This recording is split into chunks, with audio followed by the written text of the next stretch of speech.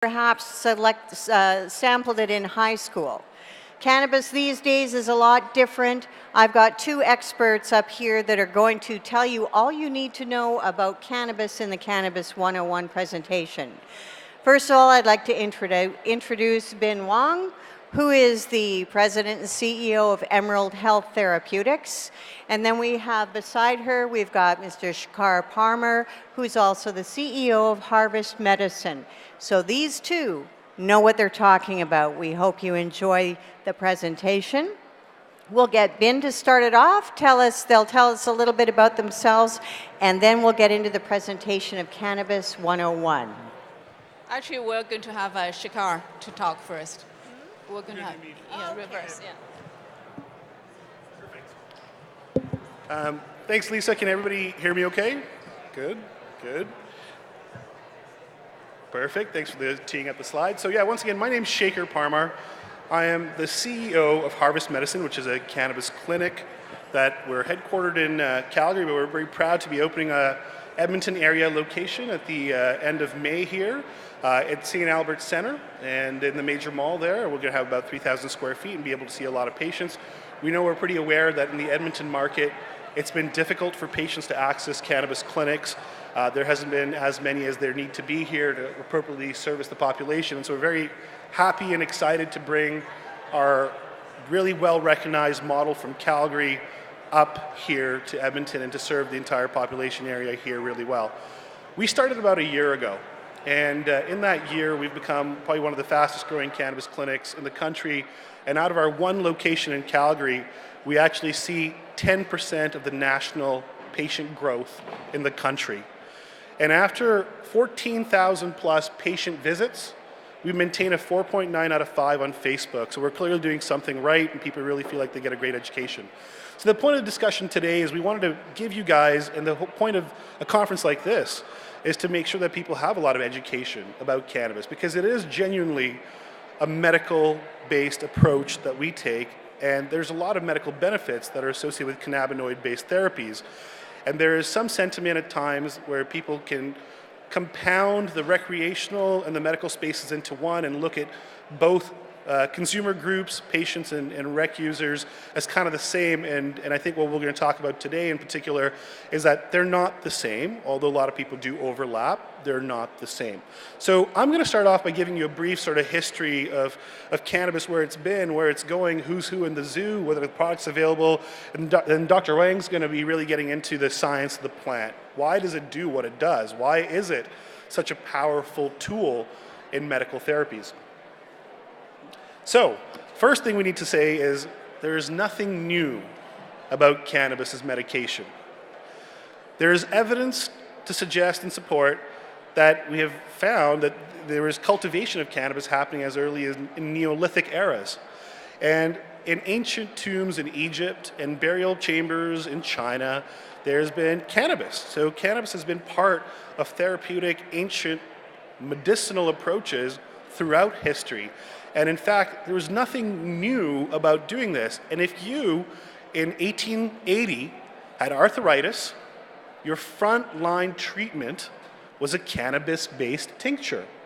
Dr. William Osler, who's considered one of the great founders of modern medicine, is on record as saying how cannabis is probably the best treatment option available for migraines.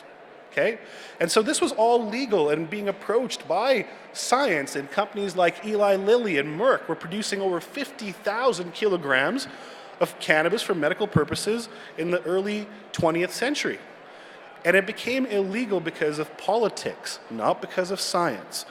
And so, we entered this whole prohibition era. We moved into a long period of time in which cannabis got a bad rap, but really there was no scientific evidence to suggest that it wasn't going to have therapeutic values or it couldn't be used as medicine. So what are the forms of cannabis that are available? I think a lot of people in this room are going to be familiar with the ones that licensed producers currently can provide to the patients, which is, of course, dried cannabis, oils, capsules that are basically contain the oil inside an encapsulated format, and topicals, which are the oils combined with a cream that the patient needs to combine together to get some sort of topical therapy from cannabis. But of course, we know in the gray and black market, there are more product categories than that. And I think what I want everybody in this room to be aware of is that there are, of course, other ways for people to consume cannabis. Some of these product categories we're going to see enter the Canadian system down the road, but in the States, some of the things that are very, very popular, and certainly in the rec markets in Canada and the black markets, you have concentrates, and that can include things like shatter, rosin, live resin, and various sorts of distillate. You can have edibles and other sorts of tinctures, and of course, the ubiquitous vape pen technology, which in the States is a really big part of their cannabis markets. A lot of these things will likely, in some ways, are still very, very far away from the Canadian legal landscape because of Health Canada regulations around what cannabis can be mixed with and the health impact of things like butane-based extraction methodology, which is what a lot of vaporizers would tend to use. So how do the people actually consume cannabis, right? There's two really big differentiated methods. One is inhalation and one is ingestion. So they each have their place in terms of a medical therapy. So for example, if you're a migraine sufferer, while ingestion might be really great as a way to stave off a migraine coming on, if you've got one starting, inhalation is the way you need to go because the onset is much, much faster. So with inhalation, people can start to feel the impact of inhalation, a minute after they do it. Whereas ingestion can often take 30 to 60 minutes. The flip side is the effects of inhalation will only last about an hour or two, whereas the effects of ingestion will last 6 to 8 hours. So a lot of patients actually find that they combine not only the type of product they use, but how they use the product to achieve the most therapeutic value of using cannabis. And so I'll give you a great example. A lot of people may inhale vaporizers to try to fall asleep, but also have a CBD oil or a THC oil to help them stay asleep, if that makes sense, right? So and this is, I think, one of the things is when you come and you talk to doctors and clinics who are specifically trained in cannabinoid-based medicine, this is the kind of thing they can talk you through. I think one of the challenges with cannabis-based medicine in Canada currently tends to be is it's such a subjective treatment plan. No two patients are alike. So two patients who may be the same age, suffering from the same condition, may respond completely differently to the same dose of cannabis. So I'm sure you've heard this if you've kind of been in the medical system, is you start low, you go slow. It's all about self-titrating to the minimum effective dose required. And once you get there, to maintain that dosage. That's a bit different than our traditional pharmacological approach, right? Where the doctor can say, here's 50 milligrams of this pill, and we know with a very well-defined set of variables what this impact is going to be and how we titrate you up or down based upon the impact it's having. So cannabis has a bit more of an art and science to it as opposed to a pure science, and that can be a bit disconcerting for people coming from a hard science background. But what I can tell you is the efficacy of cannabis as medication is something that we see every day. At Harvest Medicine, we've now seen over 12,000 patients in Calgary, and I have to tell you, every day there's a story that raises the hair on the back of my neck a little bit. Recently we had a 34-year-old female who'd had migraines every day of her life since she was 16. She was on the suicide watch as a result. She wanted to kill herself. She went on a blended THC CBD therapy approach, and within 4 weeks, she was down to 1 migraine a week. She was finally able to get a job.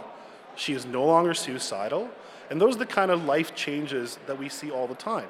A 93-year-old woman who'd been on a walker for 8 years, has now gone off of her walker. She's gone from 12 medications to 5 medications a day. And it has been so successful that all her friends in the long-term care facilities she was in have now also come because they said, hey, this patient is practically dancing now when she couldn't really move before. And those are the kind of stories that really move us. And one of the reasons I started Harvest Medicine was my mom. My mom has fibromyalgia, she has arthritis, she has colitis and IBS. And what was happening is all the pain medication for the fibromyalgia and arthritis was really exacerbating all her stomach-based conditions.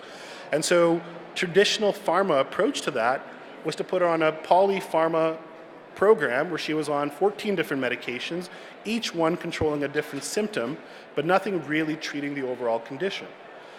And so we got her on a pretty, my mom hates the feeling of being high, so she never wants to get that feeling. So we put her in a very high dose CBD program, and within 6 weeks, she went off 6 medications and had a slice of pizza for the first time in 10 years. And they may not sound like a lot, but to her it was a game changer. Her life changed. She was happy. She was able to go out with friends without being worried about when her next bathroom visit had to be. It was a big deal. And we see that all the time. And so for her, she uses the oils because that gives her the long-term benefits that she's looking for the type of conditions she has. So I wanted to share a bit about what does the current ACMPR system look like, okay?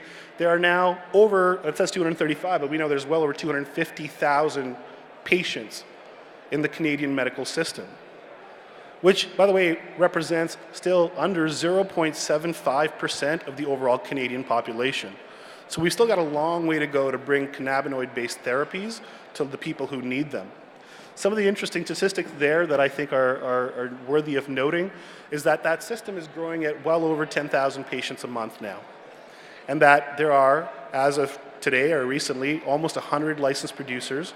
And in the next little while, we're going to see a whole lot more join the system. So the availability of products and the type of products available to consumers is going to increase, and hopefully we'll be able to bring better cannabinoid-based therapies to everyone as a result.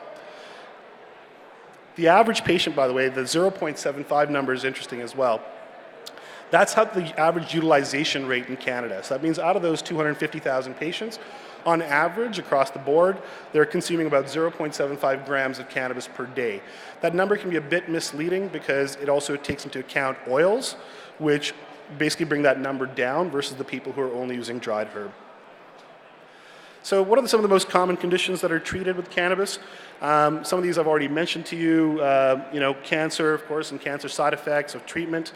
Crohn's and IBS, we've seen a tremendous amount of improvement in people with PTSD, lots of improvement with people with Parkinson's and motor control. Chronic pain is probably the #1 reason why people come in. Anxiety and depression are also extremely high in terms of incidences of people treating with cannabis, and extremely effective.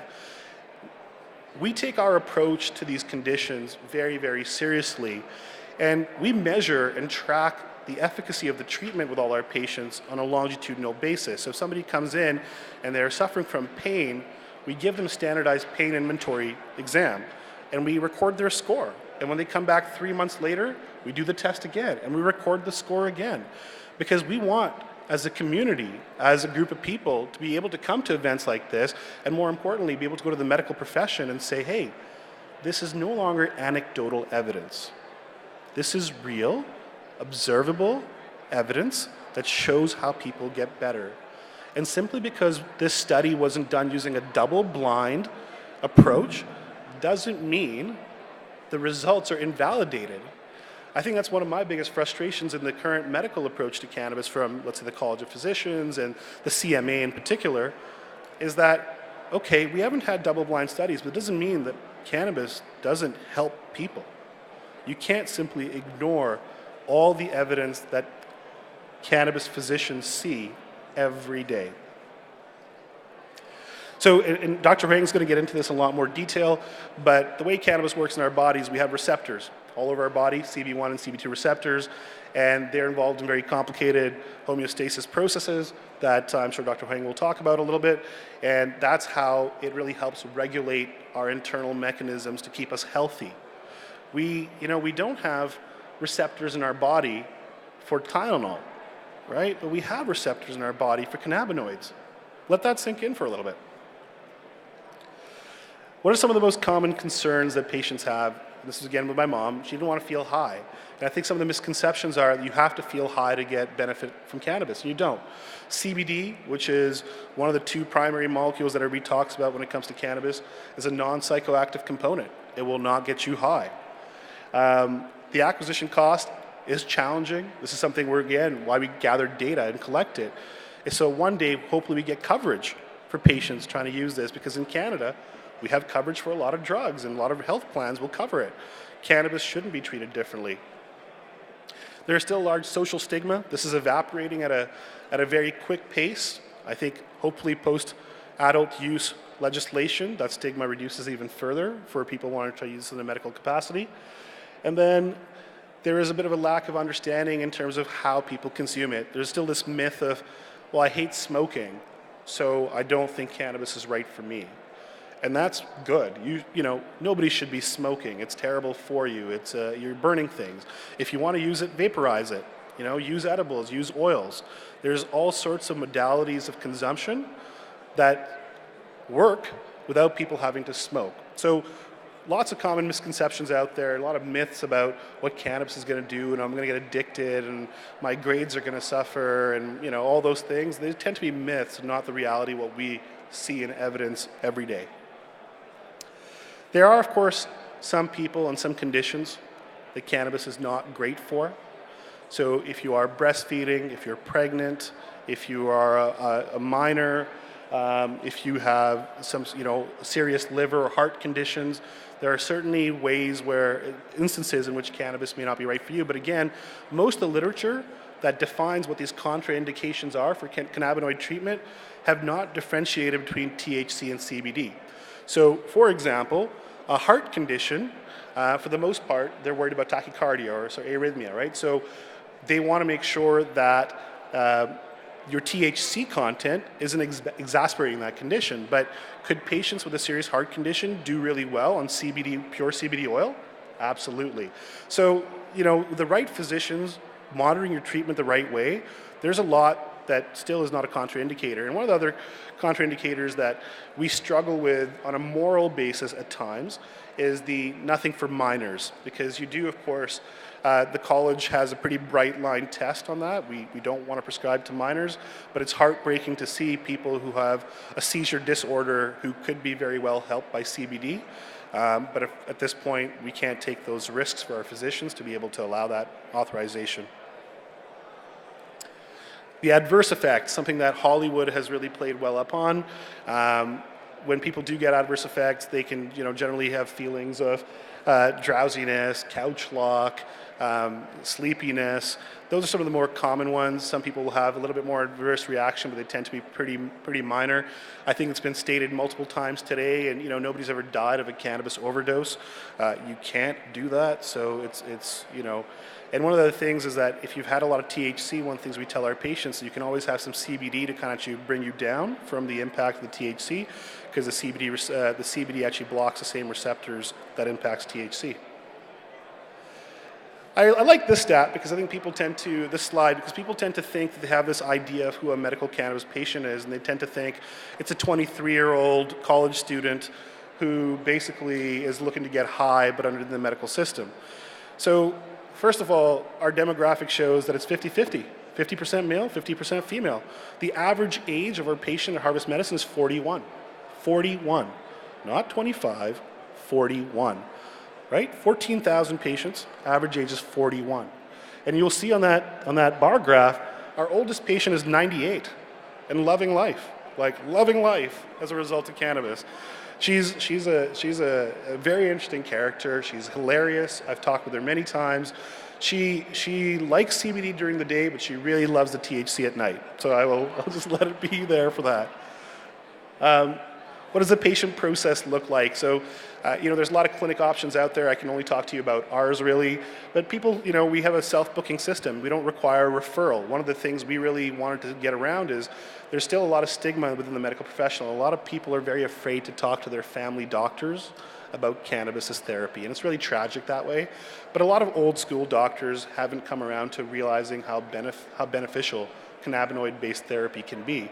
So we don't require initial referral from your physician. We do our own diagnostics. We will check your net care records. We will make sure you're an appropriate candidate for cannabinoid-based therapy and give you an authorization that is for your condition, for what you need, and we set you up with the right licensed producers who can get you the right products for your condition state. We are very thorough.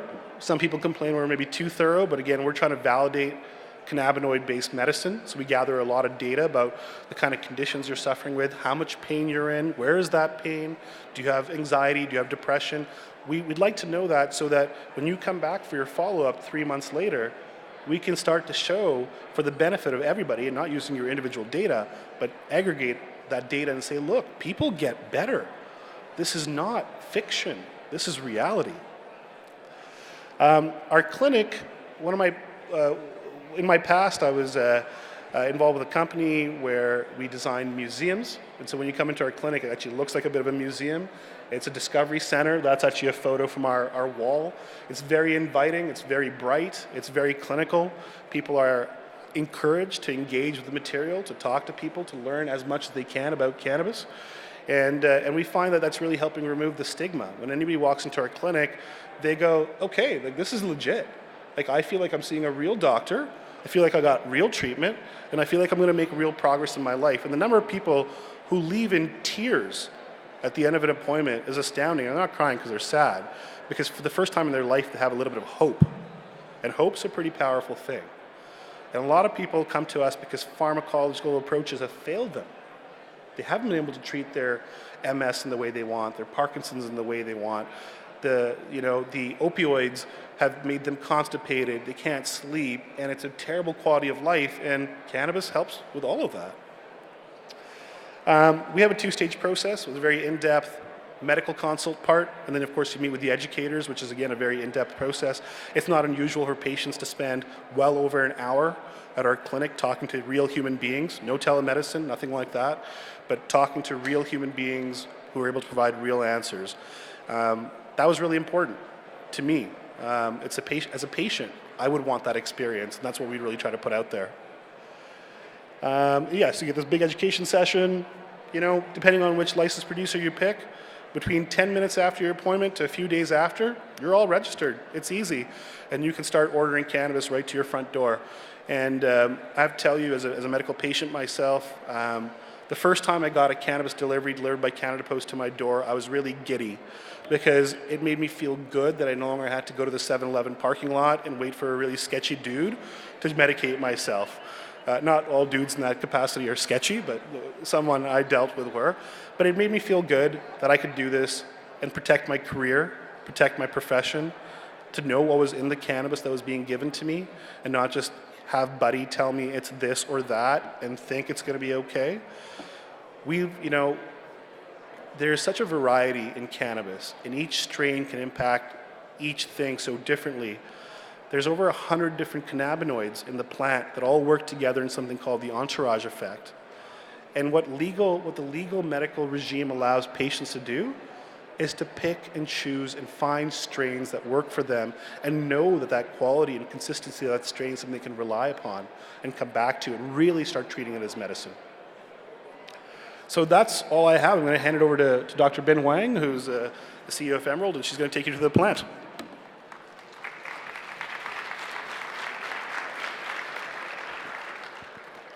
So Shekhar has covered the regulatory requirement, the products available, and quite a bit of clinical experience. I'm going to focus on the science of cannabis and actually, how they support, the science support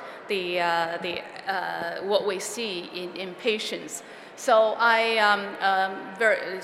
scientific, what we know, what I like to share is what we know at a very high level, and hopefully run through quite a few slides over the next 10, 15 minutes on cannabis, medical cannabis 101. I'm with Emerald Health Therapeutics, which has changed our name, and I'm not going to talk much about our company at all, but we do have a website where one of the licensed producers, and we sell 8 schools of cannabis oils and dried products as well. Now, what I'd like to go through today is the endocannabinoid system and the plant, the cannabinoids, the terpenes, and also for medical use, the scientific principles behind the medical use, and a little bit on the recreational use side, and risk and summary. So, starting with the endocannabinoid system, you saw a picture by Shekhar already, but this is another version of it. Basically, on the human body, on the left-hand side, you see lots of light blue spots. Those were CBD, those are CB1 receptors, and the darker blue CB2. And THC binds very tightly and specifically to CB1 receptor, and we know a lot. There's a lot of research showing why the binding triggers a cascade of signaling pathway, and therefore having a whole slew of physiological effect. CB2 and binds to other cannabinoids. So the endocannabinoid system is made of 3 types of structures. One is the receptor. There are 2 receptors primarily. There are others as well being discovered. And the other type is what we call the cannabinoids. The endocannabinoids is what our body produces. For example, anandamide is what we produce, and 2-AG is another one that we produce.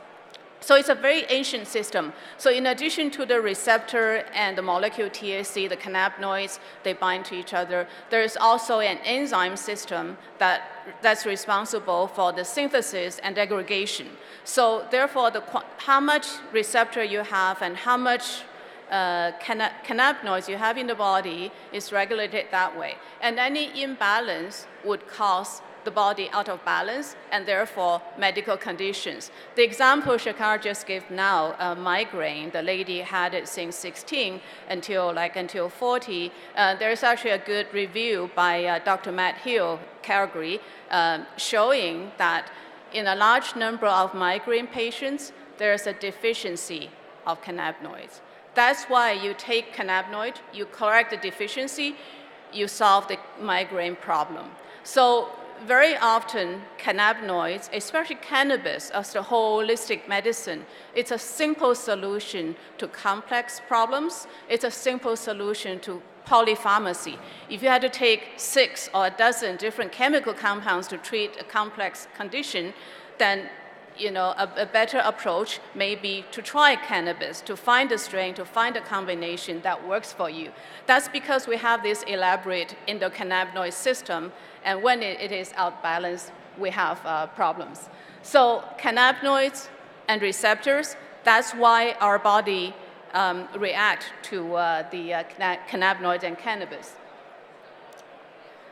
Cannabinoids, there are several types. We talked about inside our body, we actually make anandamide, make other compounds but sometimes we don't make enough. You may have heard a runner's high.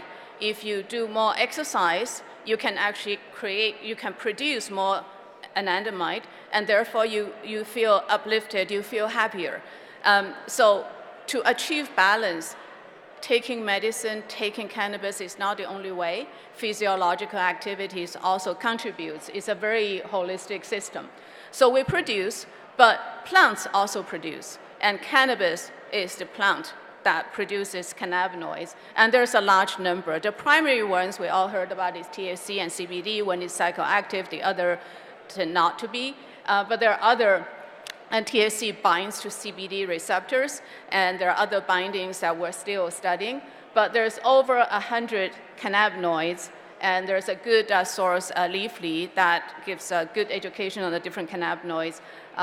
So there are, in addition to cannabis, there are other plants that are not cannabis, but they produce compound that binds to the receptor in a similar or different way, and therefore they have similar effect as well. Echinacea, for example, is one, and there are other plants that produces similar effect as cannabis, not the same but similar, but they are not. They don't produce cannabinoids, and they're not regulated. So they're an alternative for health-conscious people to try. We make ourselves. There's plant making it. There's also synthetic cannabinoid. You can make it synthetically. Some of the pharmaceutical products on the market are THC, but made synthetically, chemically, not by plants, not by our bodies. And one fact that you're probably aware is it's fat soluble. It's not soluble in water, lipophilic. So it's soluble in fat. So to make tea, you need a bit of a milk in there in order for the THC or CBD to be available. So that's the endocannabinoid system. I move to plants and cannabinoids. Some bit of a botany. Hemp and marijuana are both cannabis, and when it's bred for fiber, hemp for hybrid mostly, and marijuana for THC, for recreational use mostly in the past. And Canadians are in the forefront of research. The first genome, the DNA sequence publication, was actually by a group of Canadian scientists, researchers at NRC, and John Page is the leading author there. We all heard about indica and sativa, and typically how we describe it is the big tall plants with the narrow leaves, sativa, they're more uplifting, and the shorter, the fatter leaf plants are indica, and they're more sedative body tone. But most of the products that licensed producers have or dispensary have, they are actually hybrid with different ratios of, you have heard the term sativa dominant and indica dominant, so they're mostly hybrid. And that's why there are so many different strains. And human, we individually, everyone responds differently to the composition of cannabinoids and terpenes combination. So it's really a try and error to try at this time. The science is not quite there yet to tell you exactly what you should use. But by reading the literature, by going to clinics and get education there, I think you get a sense of what strains might be best for you and try it. The nomenclature, the naming is all over the place, and I think it's pretty chaotic because there was really no very organized research, and people did breeding themselves, and my pink kush may be different than his pink kush. So be careful, when you buy a product, make sure you read the label, how much THC, how much CBD, and what is the terpene profiles. And we get into cannabinoids, and we talked about THC and CBD being the primary ones. There is over 100, and the 6 here are probably the ones that are best studied. And they all have different functions, and I'll show a complicated wheel later of the different functions of different cannabinoids. THC is the most studied, and it has different therapeutic effects. And it's the main therapeutic compound for cannabis, and CBD is the other one. You will see the two molecules are very similar to each other, very structurally different, but they do have very, very different functions. See that, I think I'll go back to. If you look, first glance, looking at THC and CBD, they're very similar, but because of the tiny structure in the difference in the structure, they actually have very different functions. Another important factor is THCA. It's not THC by itself. So plant actually makes acids, it's THC acid. When it's heated, it becomes decarboxylated, so that CO2 gets removed. It becomes a slightly smaller molecule, and it becomes cytoactive. So when you consume the plant, it should not be psychoactive. And some licensed producers, us, Emerald Health, and Whistler, also another licensed producer, we will provide a THCA oil, and that gives you some certain therapeutic benefit, but not the psychoactive effect. To have the psychoactive, to get the high, you need to decarboxylate, that's usually by burning, by smoking, by heating. Very quickly, cannabis as a plant has many, many different kinds of terpenes as well, and these are the ones that give you aroma, lemon, piney, and lavender kind of aroma, and they actually have supportive therapeutic effect as well. There's research there showing the anti-infective and calming effect of different aromatic compounds in combination or by themselves, and there's quite a bit of a research there. Again, cannabis, because there's so many different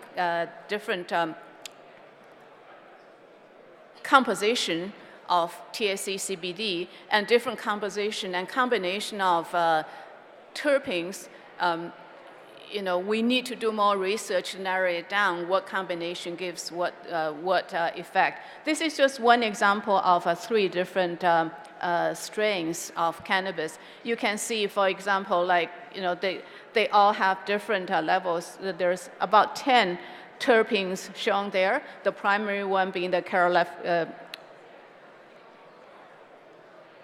carfillonin, I can never say it correctly, but 3 different strains have different levels, and myrcene, 3 different strains have different levels as well. And most licensed producers post this on their product description, so you can actually read the label and get to know.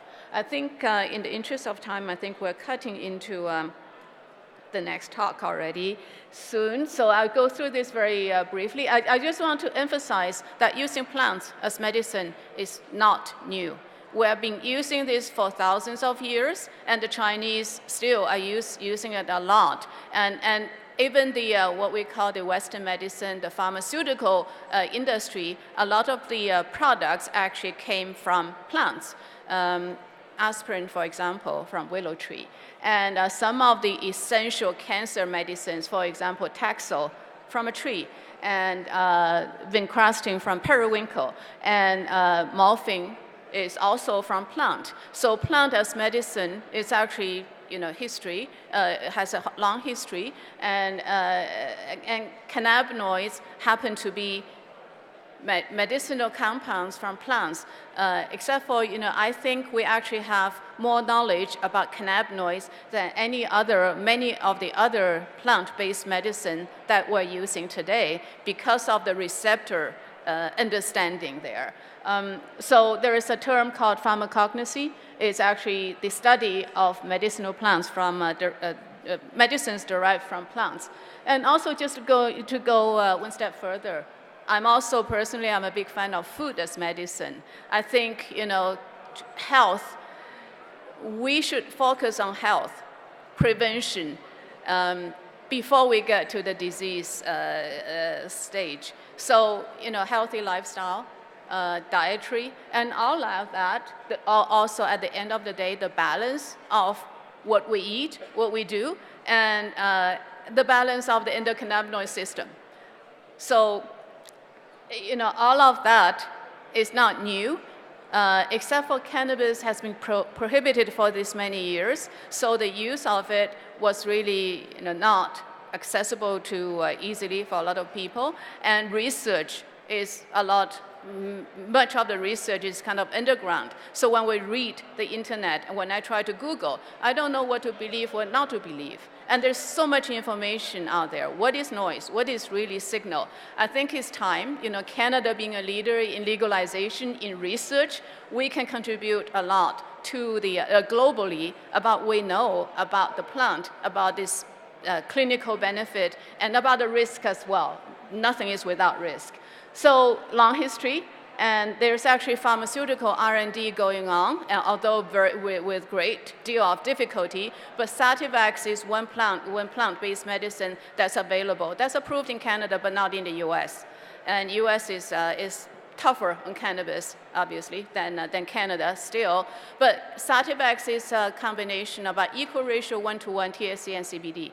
There's a lot of, because it's approved pharmaceutical product, it went through that billion-dollar, 10-year research phase. So we actually know a lot about the pharmacology, about how it's available, and the effect and the toxicity. And there's also THC-based product for cancer patients, for HIV patients, for nausea. So there's cannabinoids and cannabis available out there in Canada, and there's a lot of scientific information supporting that as well.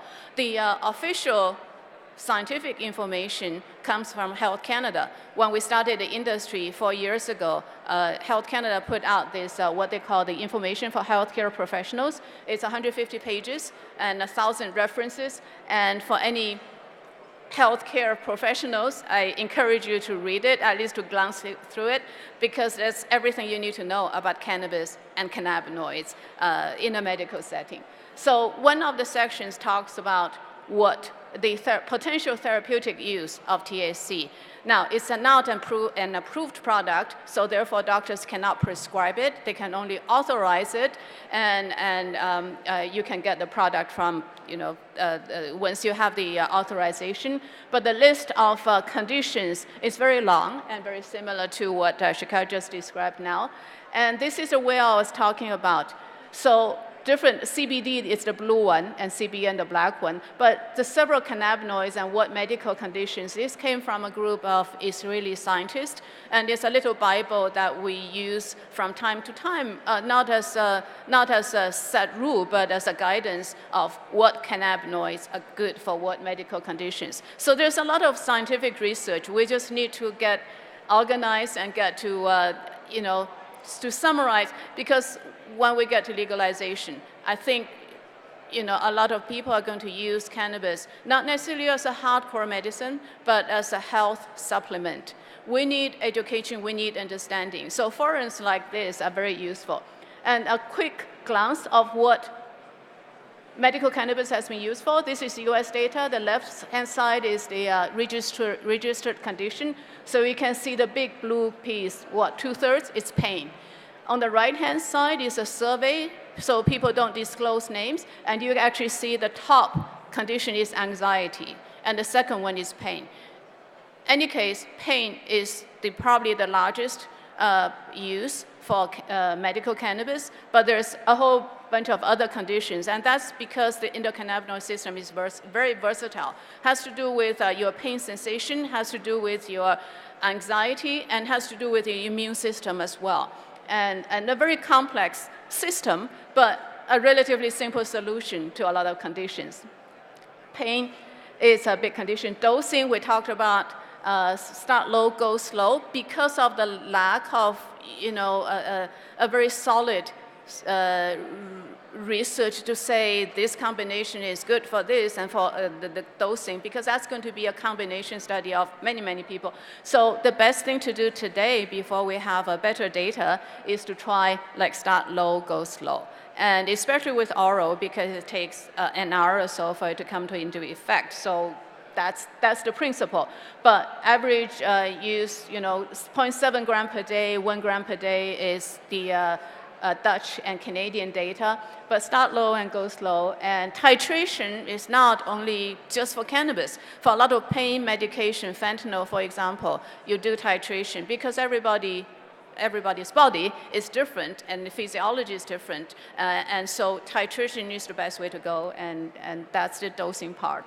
Entourage effect, herbal synergy, what we find is that with synthetic THC, you go high enough, you'll kill a mouse. With cannabis plant, no matter how high you go, you don't kill a mouse. So there is protection there. There's the herbal synergy for the effect.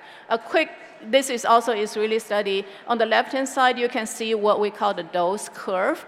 With any medication after you reach a peak, but with the left-hand side is CBD purified. The right-hand side is CBD in plant. In plant, you don't get that ceiling. You don't get the dose curve. So you can go a lot higher. So herbal synergy is there. But how does it work? There's because of the complexity, we still need to know. We don't exactly know how each molecule is interacting in a different setting. There's ACMPR is the legal products, and Shekhar talked about the oils and dried and capsules, and there is quite a few website information that we can use to learn, including Health Canada. By the way, Health Canada's website is very helpful with consumer information and professional care information. This is the only slide I have on our own company, Emerald Health Therapeutics. We have the dried product, we have the oils, we have THC CA oil, we also have CBD, high CBD oil, which are very popular. We cannot keep up with the demand, so we need to build up quickly. Recreational use, all I want to say is I actually see a huge overlap between recreational and medical, except a lot of people use it as self-medication, use it as a health supplement, not necessarily to cure my epilepsy, but to just make my life, quality of life, to make me feel better. I actually think the overlap is much, much bigger, probably 70%. And you have the people who rely on it as medicine, little kids with epilepsy, and they need a lot of CBD, and nothing else works. And then on the other side, you have people who want to get stoned and don't know why, but I do want to get happy and feel high, maybe sometimes, like you do with alcohol. But I think because of the major population there is really for the health benefit, the information, the education, the scientific research becomes very important because these people want to know what they're taking. These people want to know what's in their product. These people want to know what the compounds are doing in my body and what my body is doing to this compound. And it's kind of one thing I touch upon is I would advise anybody, young teenagers, stay away from it. Social responsibility, parent responsibility, government responsibility, our educations, because it is high risk when your brain is still developing, it's very high. But this is a piece of interesting study from California, looking at the pattern, who uses the cannabis for what purposes. Although everybody was registered for medical use, and this is 270 or so patients, and they divided to younger, older, middle age, and older. Younger is under 30, and then 30 to 50, and older is over 50. So younger people use it because they're bored. And you don't need it. You can do social activities when you're bored. Don't use cannabis. Middle-aged people tend to use it for anxiety and stress relief, and we can appreciate that. Work, family, all those other things. We all feel that. So like drinking a glass of wine for dinner, release the stress, is it health benefit? Is it recreational? It's hard to say. But older people use it primarily for pain management, chronic pain, because we all go through that age. Your body parts get older and things, don't function smoothly, and pains and aches. So I think, use cannabis for that purpose is a low risk. And there's also a study, I think Matt Hill, again, Calgary was the one who looked at that most extensively. When you, over the age 40, addiction is near zero. So I'd get into risk quickly. Addiction rate, tobacco very high, cannabis about the same as alcohol. That's the US NIDA data. And then there is also a scientific publication in Lancet, that's a UK medical journal, physical harm versus dependency, how addictive it is. And again, you see cannabis sort of yellow there, and there's some hard drugs high there. So relatively speaking, it's low risk, but it's not zero risk, especially in young people and vulnerable. And there's scientific studies supporting that. So try to avoid and try to get teenagers to avoid it. Smoking is bad, whatever, no matter what you smoke. But before we find better and more convenient ways for fast delivery of cannabinoids or cannabis, vaporizing is a lot better in my personal view, not medical advice, but smoking sometimes, is just convenient and fast. So I see that, as we develop better product that can deliver the effect much quicker, smoking should go away. You don't smoke medicine, and you don't smoke a health benefit product. Adverse effect is actually, in my view, not a big deal because of the pharmaceutical company, GW Pharma and Johnson & Johnson, they did research. Euphoria is the highest adverse effect. So, that's really not a big deal. But nothing is without side effects, so be careful. And dosing is very important. I think, summary, cannabis as a plant, we have used it for centuries, and it's very versatile. And I know in the audience, there are people who love the business opportunity, but there are most people, they just love to plant cannabis, and I do too. It's so versatile. And we're only beginning to fully use the medical benefit of it. And Canada is a leader there, and I think we're doing great on the regulatory system and learning a lot about the science and medicine as well. THC, CBD, one psychoactive, the other is not, and THCA is not psychoactive, and there are small compounds to be studied in more detail, and we can share more information as they come along, and fat soluble endocannabinoid system. So involved in so many different functions of our body, mood and body, and it really deserves a lot of research, and I wish it's taught more in medical school now, and so that we make the best use of this lovely plant for our health benefit. And there is actually good research, randomized, placebo-controlled, double-blind studies, and there are reviews out there confirming the health benefit. And, but like I said, we still need to separate the noise from the signal, and we still need more research.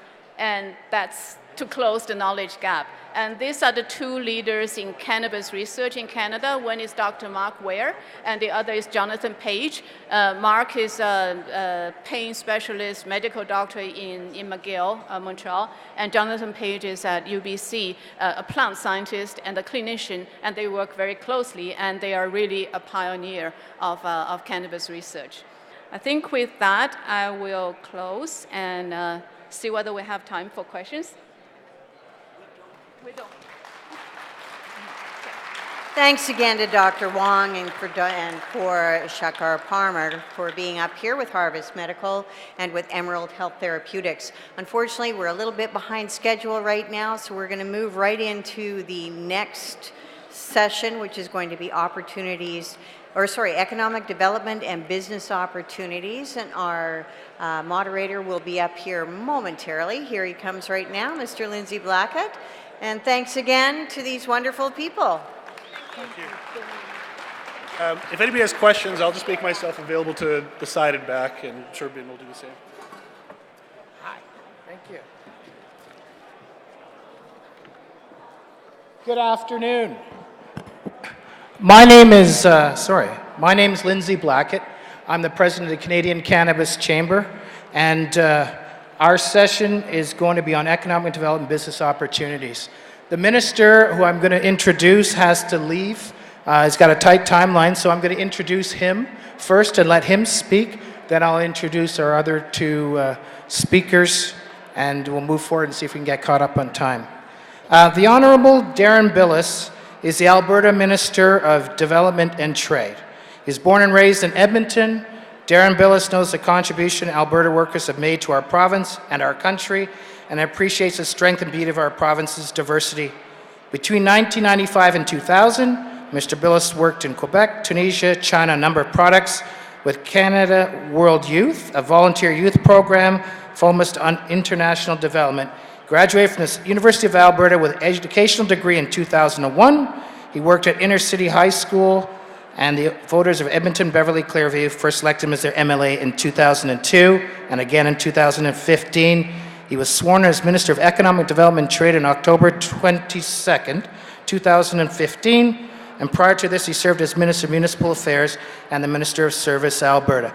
So for those of us who are lucky enough to hear him at lunch, he has a lot of good insights and things to pass on to us, and is a good friend of the industry. Without any further ado, the Honourable Darren Billes.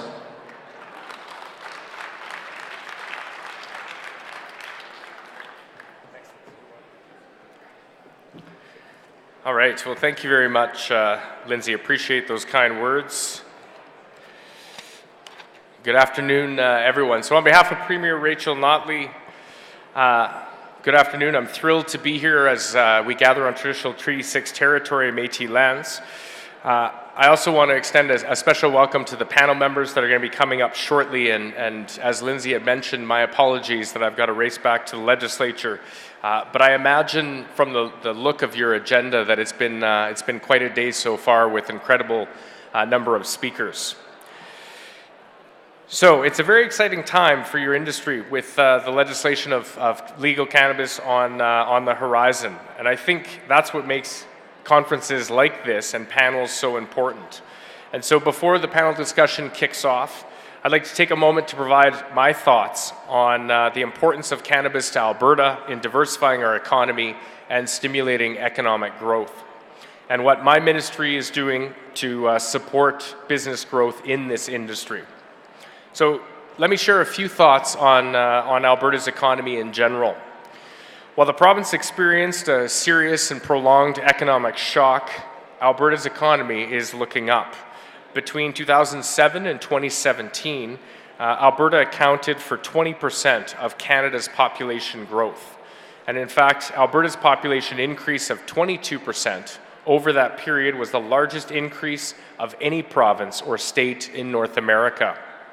More Albertans are working and job opportunities are growing. Our province last year added 90,000 new full-time jobs, and most of those in the private sector. Alberta continues to have the highest employment rate in the country and the highest weekly earnings. And what's interesting is last year, private sector investment in the province was 2.5 times higher than the Canadian average. And I can tell you folks that we are on track to lead the country again this year in private sector investment. Alberta consumer spending is up as well. Retail sales in Alberta were at $6.8 billion in November, higher than the pre-recession peak of 6.7 in October of 2014. So these are just a few of the promising numbers that we've been seeing. Now, as some of you may know, Alberta led the country last year in economic growth, and we're expected to be among the leaders, if not, again, leading Canada in economic growth in 2018.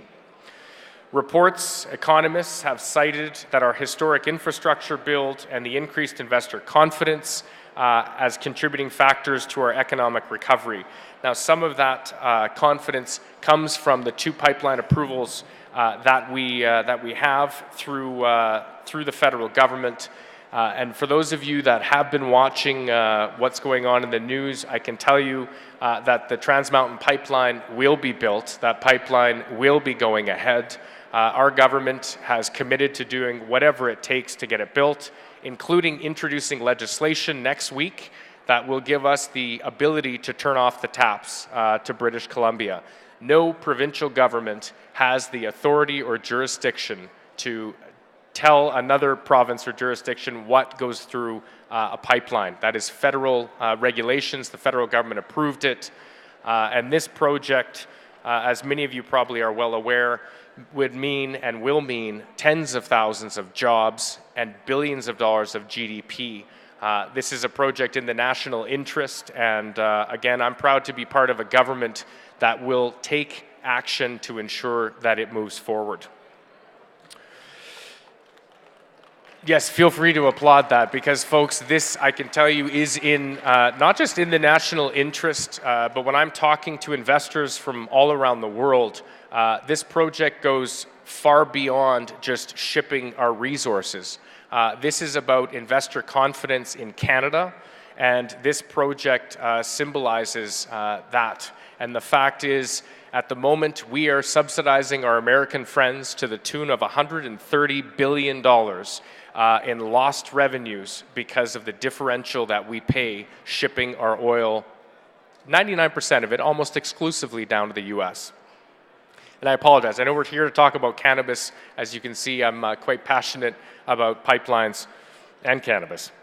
So as far as diversification, in order to attract employment, diversify our economic base, we realize that we need to focus on a variety of sectors, from petrochemicals to agriculture, forestry and tourism, to health innovation and new sectors.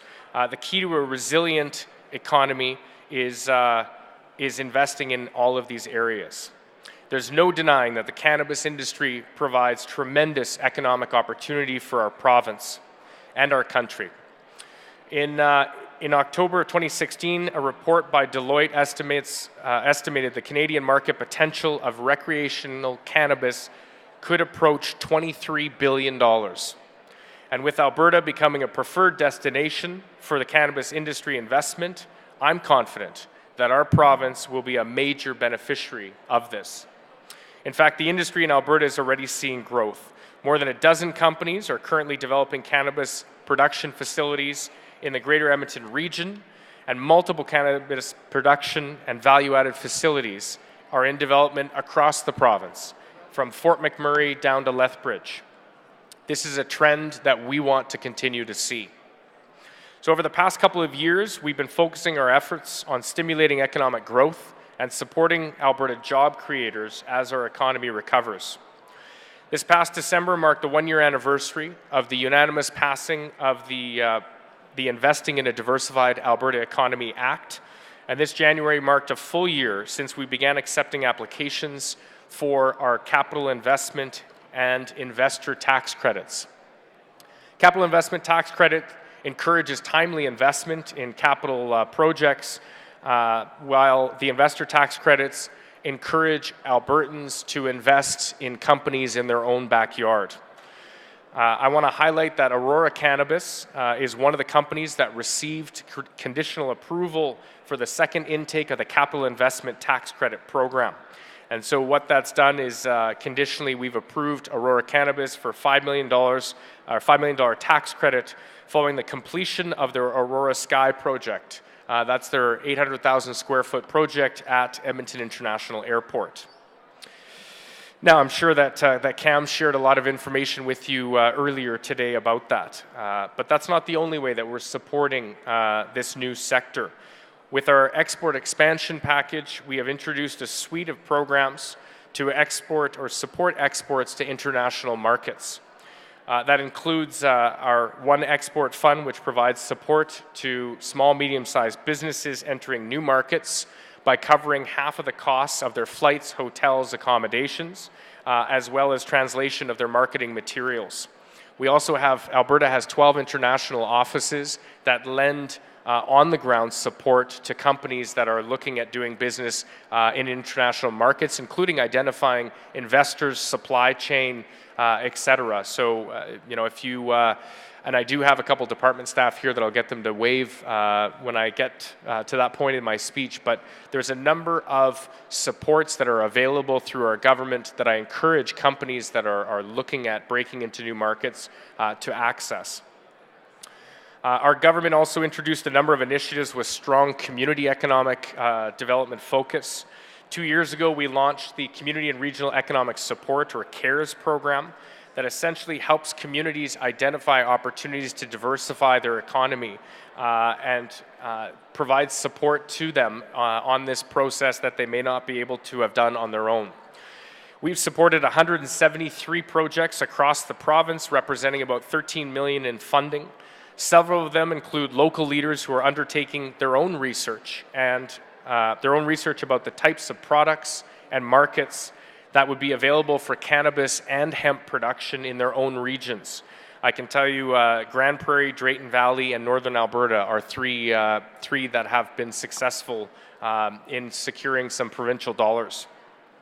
Through these projects, regional leaders are working together to accelerate economic development and diversification that will help us become more competitive and more prosperous, creating jobs along the way.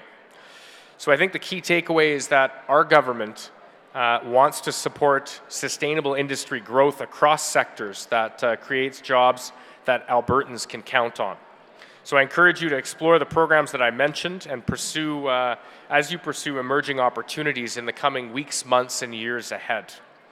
So before I wrap up, I'm just going to point out two representatives that are standing at the back joining us here today. Sean Petty is the Executive Director of our Program Delivery and Engagement Branch, and Michael Richard is our Industry Development Officer with our Industry Development Branch. If you have questions about our programs, what's available, how you can access them, please don't hesitate to approach these gentlemen. That's why they're here with us this afternoon. You can also visit our website, jobsplan.alberta.ca. And it has a list of every single program that we've rolled out, from export supports, our tax credits, our regional support programs, etc. So with that, I want to thank you for this opportunity, and thank you to our organizers for this opportunity to share some comments with you. If there's one takeaway from me and from our Premier and our government, is that we support diversifying our economy. We see the cannabis sector as an emerging and exciting opportunity, as many of you do as well. There's incredible success stories and more on the horizon, and we're happy to partner with you and ensure that Alberta remains the best province in the country to invest, to start, and to grow a business. Thank you very much. Have a great afternoon.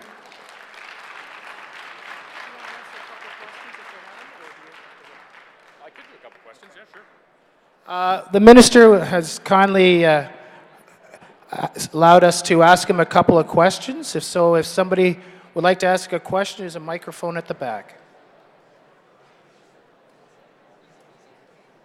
Seeing none, well, thank you, Minister, for your time. Yeah, thank you, Lindsay. Appreciate it. Okay. That was Darren Billis. And the Minister gets to go back to the legislature. As I mentioned, my name's Lindsay Blackett, and I used to be an MLA, and I used to be a cabinet minister, but now I'm retired. I don't have to go back to the legislature. I get to hang out at the Cannabis Forum. What a great deal. You know, the Canadian Cannabis Chamber started about 6 months ago, and we wanted to be an aggregator and convener of the space. Not the only one, but there was a lot of groups. There were LP groups, there was retailers, but nobody was representative or allowed membership for those people that were law firms or REITs or those people that were supplying equipment or architectures or construction companies and all the suppliers that go in there. There's a lot of different people, a lot of different facets that make up this great potential economy that we're talking about. I've got two speakers that we're going to bring up. John Simon, who's a partner with Q&R Associates. And I'll introduce them in a little bit more form in a moment. And Brad White with Edmonton Economic Development. I would just want to say one thing. This is all about, this session is about economic development, but I'd be remiss if I didn't say, in Colorado today, the market that exists there will only 25% of it will exist come legalization day. Edibles will not be included, and in Colorado, that's 49% of the marketplace, and 27% of the marketplace is extracts. The other little fact about what has happened in Colorado, population of 5.6 million people, and revenues of over $2 billion last year, is that in the last 4 years, there's been a 20% decrease in the amount of alcohol consumed. There's been a 30% reduction in the amount of prescription drugs that were used. And most surprisingly of all, there was actual reduction in the amount of teenagers consuming cannabis. So for all those people and all that misinformation that's out there today, know that and certainly convey that message. Our next speaker is Brad White from Calgary Economic Development. Brad has been working in the Edmonton region for the last 26 years, mostly in municipal planning. He works for the City of Edmonton, the Regional and Economic Development Department, in Economic Investments section, where his duties include business retention and development facilitation. He sits at the City of Edmonton's Cannabis Task Team, Coordinating Committee, and the Cannabis Coalition, and also at the province's Alberta Cannabis Secretariat, advocating for economic development for the Edmonton area. Please welcome Brad White. Thank you very much. So we don't have a lot of time, so I'm going to run through this very, very quickly. So, as you can see by the disclaimer slide, I work for the City of Edmonton, and everything that I'm going to be talking about today is my experiences and some things that I've read on the internet, which, you know, that means that's true. So, we're going to talk about the economic development opportunities for the cannabis sector. So this is a once-in-a-lifetime generational event where we have policy change, and we also have a sector and a culture that is all coming together at the same time. The green economy. There are 5 different types of primary markets: medical, retail, self-grow, the black market, and the gray market. For those of you who are not familiar with the gray market, that's kind of legal, kind of illegal. So most people have thought that there's 4 main sectors in the subsectors within cannabis: the edibles, the flower, the oil, and also the topicals. However, I would suggest there are hundreds of different subsectors in this. Everything from marketers, lawyers, construction, solar, security, research, regulations, greenhouse production. So the world is watching Canada right now and also watching Alberta. However, they're also looking at Edmonton and the Edmonton area specifically. So why are they looking at Edmonton specifically? Land use bylaw regulations for production facilities are pretty much a straight line. They are permitted use under the land use bylaw. Also, we have 2 cannabis groups that have been working for the last year, strictly to be ahead of the curve once legalization occurs. As well, business friendly is a key component to the cannabis file for the City of Edmonton. And the certainty of power and water and internet, which is critical to businesses. So, Edmonton is in a very good position right now as we are a transportation hub. and have been for a very long time.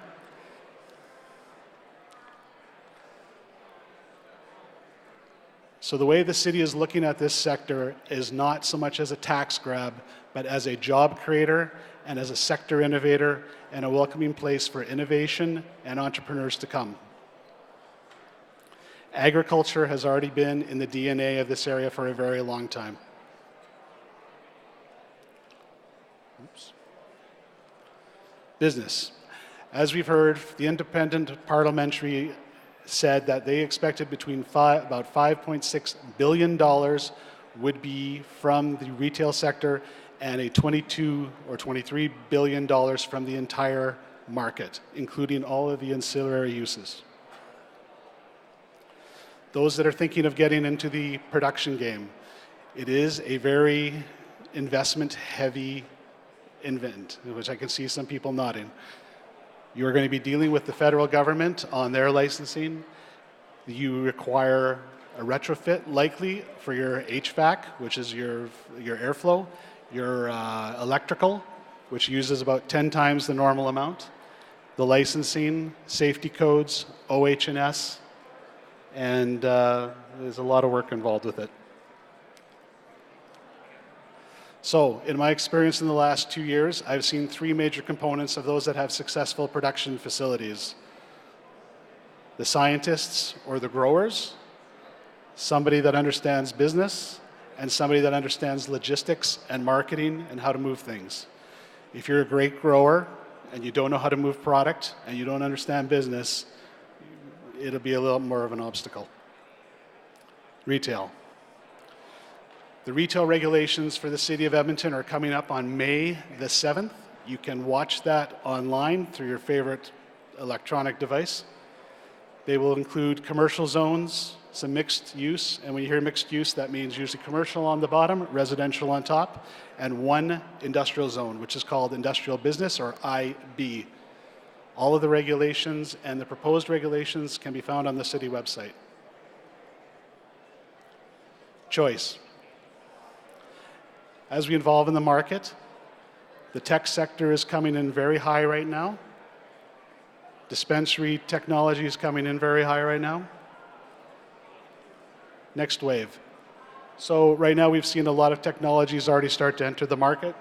Very sophisticated designs, very sophisticated graphics, very sophisticated marketing. And then the edibles, or the consumables. These things are going to be coming down the pipe, and everybody is getting ready for it. Where we've seen 50-50 split, even in the last year, we're now seeing almost like this movement towards 60-40 now. Because a doctor will not recommend that you smoke anything, and this opens up the door for a new type of market. However, this is what you're likely going to see when you first get into the retail shops. The new entrants, the micro processors and the micro craft cannabis. We're already starting to see some people looking around for that. There are draft regulations up on the websites right now with the feds. Those that are thinking about it, make sure you find out where you can go. Make sure you have your regulations known. Make sure that you have talked to your OH&S people and your landlord and those things. Genetics are going to be a thing. Genetics are already being bought, sold, and traded right now, and they will become much more of a thing in the future. What I found in my travels is tourism is not so much a thing. However, the tours are a thing, which creates a brand loyalty, and brand is everything. The one big learning is how loyal people are to their brand. And if you are loyal to your brand, they will tend to look at other products that you will provide for them. And just like country music and beer, they stick with what they like. And that's been my portion.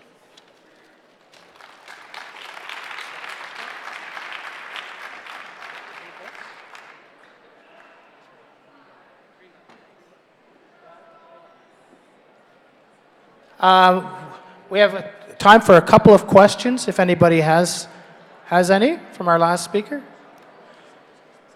And failing that, I have one question for you. Looking at the numbers of applicants for retail, it seems that Edmonton has almost 2-to-1 versus Calgary. It seems that even in the licensed producer applicants that are known, Edmonton seems to have a 2-to-1 edge over Calgary. Can you speak to why that may be, what may be going on within the different groups within the city and collaboration to make that happen? Yeah.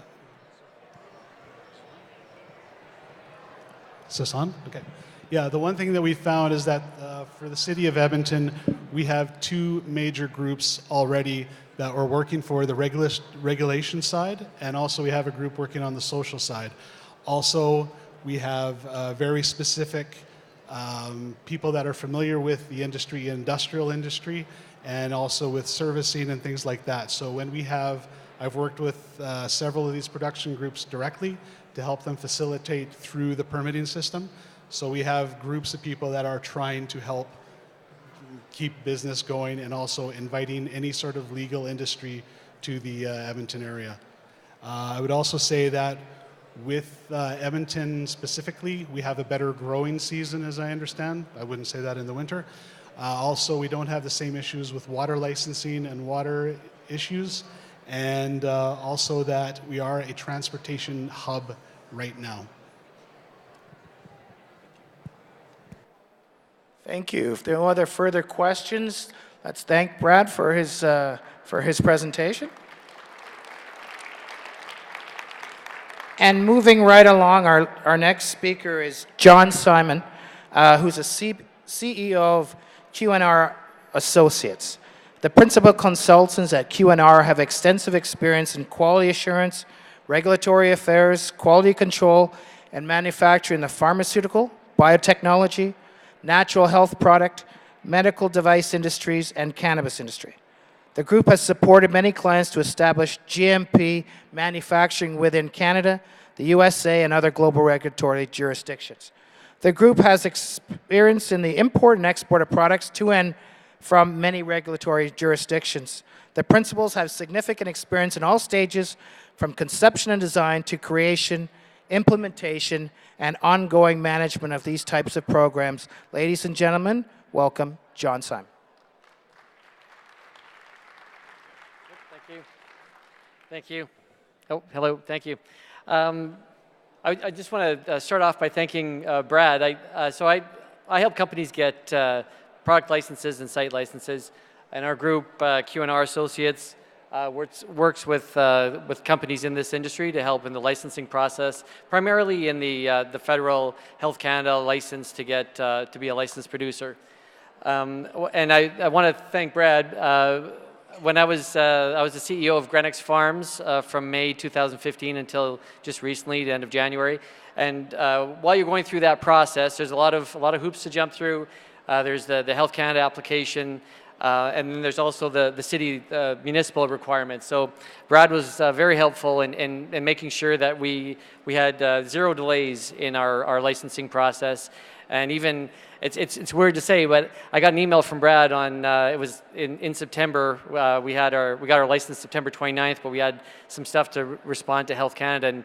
And Brad sent me an email on a Saturday. So it's crazy. You don't expect to see that from a municipal official, but they're doing everything they can to help us get licensed. So I'm just going to talk about some of the different, let's see here.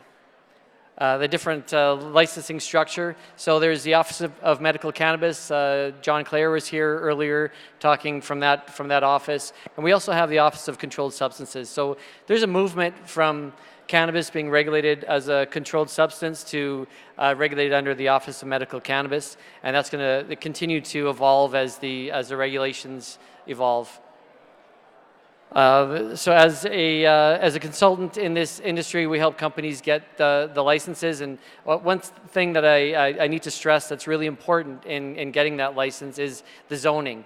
So there's nothing that we can do or Health Canada can do if you don't meet the zoning requirements for where that facility will be located.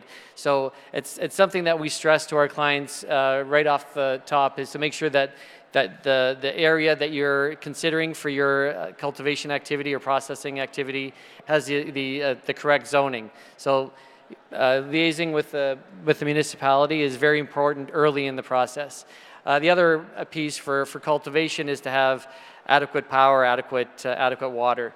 So if you don't have those things in the facility that you're considering, it's going to be very difficult to get a license and to get operational. It's just going on its own here. So well, I can't move it. Okay. So in general, it's a very detailed process to submit a license to Health Canada. It's a 14-page application, but the full package that's submitted to Health Canada is about 400 pages. So the current application process to become a licensed producer is it is controlled substance manufacturing under to a pharmaceutical standard. So you need to follow the good manufacturing practices, good production practices, in order to meet those requirements and to get a license through Health Canada. So the other thing I wanted to talk about is just there's some misconceptions on the licensing. So license from Health Canada they're not impossible to get. They are it's not a 4 or 5 year process. The Health Canada made some changes last year, and the applications go through a lot faster than they did in the past. And so they are quite streamlined in the way that they accept and review the applications. And now the timelines are all based on how quickly you can build out your facility. So if your facility is built out with the security elements installed, you can have your license in months, not years.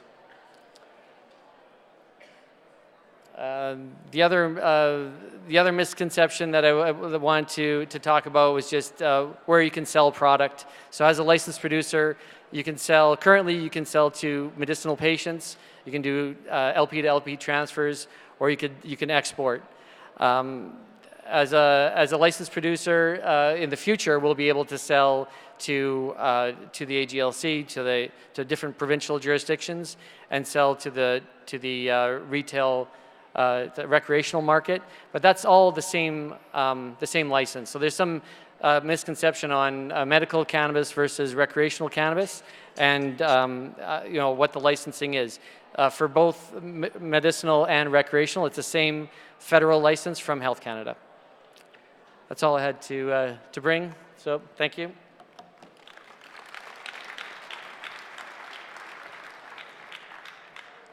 We have a moment for a couple of questions. Does anybody have any questions for John? Well, seeing that, and we're running a little bit behind, I'd like to thank both Brad and John for being with us today. The next section will start shortly and on the opportunities in the retail sector. Thank you all for your time.